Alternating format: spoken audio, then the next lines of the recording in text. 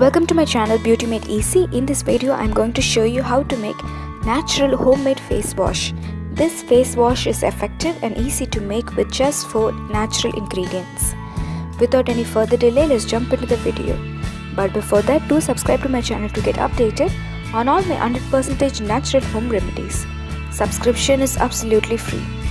You will need some besan or gram flour. You will need some green gram flour. You can get green gram at any grocery store. Grind it and you will get a powder like this. Then you will need some rice flour. Similarly, grind raw white rice and make it as a powder like so. You will also be needing some grinded oats. You can also use whole oats without grinding them. All of these ingredients are easily available and are already present in our kitchen. Take a mixing bowl. Add 1 tablespoon of besan.